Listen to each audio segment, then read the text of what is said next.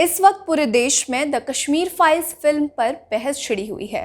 एक बड़ा मुद्दा बन चुका है द कश्मीर फाइल्स। इस पर राजनीति भी जमकर की जा रही है। फिल्म को लेकर हर किसी की अलग अलग राय है, हर किसी के अलग अलग तर्क हैं। कश्मीरी पंडितों के साथ 3 दशक पहले जो कुछ भी हुआ उसके लिए कई लोग कांग्रेस को जिम्मेदार ठहरा रहे हैं। तो कुछ का ये मानना है कि जब घाटी में पंडितों पर अत्याचार हो रहे थे, जब केंद्र में जो सरकार थी उसे बीजेपी का समर्थन हासिल था, लेकिन उसने कुछ नहीं किया। बीजेपी पर अब अपने राजनीतिक लाभ के लिए कश्मीरी पंडितों के साथ हुए अत्याचारों का सहारा लेने के आरोप भी लगाए जा रहे हैं। फिल्म को लेकर कई लोगों का यह भी कहना है कि इसमें अधूरा सच दिखाया गया है। कहा यह भी जा रहा है कि फिल्म के जरिए एक प्रोपेगेंडा चलाने की कोशिश हुई। इसमें ऐसी कई चीजें दिखाई गई जो सत्ताधारी सरकार बीजेपी के पक्ष में जाती है। फिल्म को लेकर दिए जा रहे अलग अलग तर्कों के बीच कुछ फैक्ट्स जानना जरूरी है, क्योंकि इन फैक्ट्स को अगर आप जानेंगे तभी आपके दिमाग में जो इमेज है वो एकदम क्लियर हो जाएगी कि आखिर किसका सपोर्ट करना चाहिए और किसका नहीं। नमस्कार, मैं हूं आपके साथ रीटा और आप देख रहे हैं नेटड्रिक न्यूज। आखिरकार कश्मीरी पंडितों की दुर्दशा का असली गुनहगार कौन था? आज हम ऐसे ही कुछ सवालों पर गौर करेंगे और इनके जवाब जानने की कोशिश करेंगे। किसकी सरकार तब देश में थी? इस सवाल का जवाब जानने के लिए यह जरूरी हो जाता है कि उस समय जब भी कश्मीरी पंडितों पर अत्याचार होना शुरू हुआ वो कब हुआ था। वैसे तो कश्मीर में पंडितों के पलायन की शुरुआत 1987 में हुई थी। हालांकि 1989 आते आते कश्मीर में टारगेट किलिंग शुरू हो गई।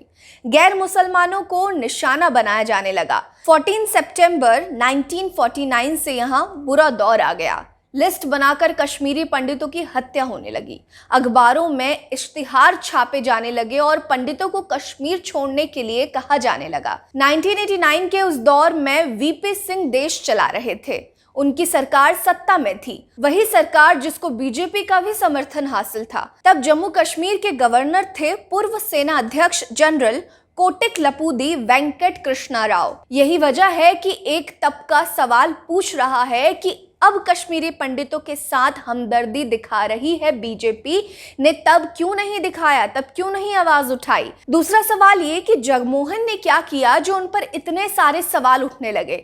द कश्मीर फाइल्स के आने के बाद एक नाम काफी सुर्खियों में आ रहा है, वो है जगमोहन मल्होत्रा का। अब आप सोच रहे होंगे कौन है ये? आगे चलते हैं और जानते हैं। 19 जनवरी 1990 की वो काली रात जब कश्मीर से बड़ी संख्या से पंडितों का पलायन हुआ तो घाटी में गवर्नर रूल था और दूसरी बार जम्मू कश्मीर के राज्यपाल जगमोहन को बनाया गया था। यही वजह है कि कुछ लोग कश्मीरी पंडितों के पलायन का जिम्मेदार जगमोहन को ही मान रहे हैं, लेकिन क्या वो सच में इस बात के जिम्मेदार थे? ये जान लेते हैं। ये बात बिल्कुल सही है कि जब 19 जनवरी 1990 को बड़ी संख्या में पलायन की शुरुआत हुई तो जगमोहन ने चार्ज संभाल रखा था, लेकिन ये पूरा सच नहीं है। दरअसल 19 जनवरी 1990 को जब मस्जिदों से कश्मीरी पंडितों से घाटी छोड़ने को कहा गया, उनके घर जलाए जाने लगे, कत्ले आम शुरू हुआ, तो उससे कुछ घंटे पहले ही जगमोहन राज्यपाल बनाए गए थे। इससे ठीक 10 घंटे पहले तक फारूक अब्दुल्ला जम्मू कश्मीर के मुख्यमंत्री थे। 18 जनवरी को फारूक ने इस्तीफा दिया और वो तुरंत ही लंदन चले गए। 19 जनवरी को जब तक जगमोहन ने कमान संभाली तब तक कश्मीर के हालात काफी खराब हो चुके थे। जगमोहन ने जनवरी 2011 में इंडियन एक्सप्रेस में एक लेख लिखा था जिसमें कहा कि कार्यभार संभालने के बाद उन्होंने पलायन रोकने की बहुत कोशिश की। 7 मार्च 1990 को राज्यपाल ने कश्मीरी पंडितों से अपील की थी कि वो घाटी छोड़कर ना जाएं। हालांकि कांग्रेस के एक सीनियर लीडर सैफुद्दीन सोज अपनी किताब Kashmir the glimpse of history and the story of struggle में जगमोहन की बातों का खंडन करते हैं। वो पलायन के पीछे जगमोहन को ही जिम्मेदार मानते हैं। अपनी किताब में उन्होंने लिखा कि पलायन की वजह जगमोहन रहे। वो पलायन को बेहतर मानते थे और इसके पीछे उनके तर्क थे, इससे कश्मीरी पंडित खुद को सुरक्षित महसूस कर पाएंगे और इससे उनकी हत्या रुक सकेगी। खैर, ये तो उनकी अपनी विचारधारा थी जो उन्होंने अपनी किताब में पिरोया।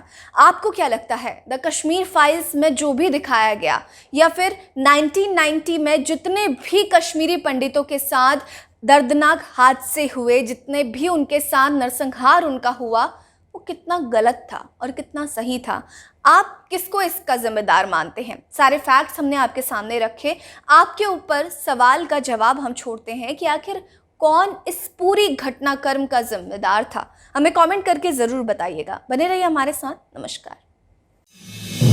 आप देख रहे हैं नेट्रिक न्यूज, साहस सच कहने का।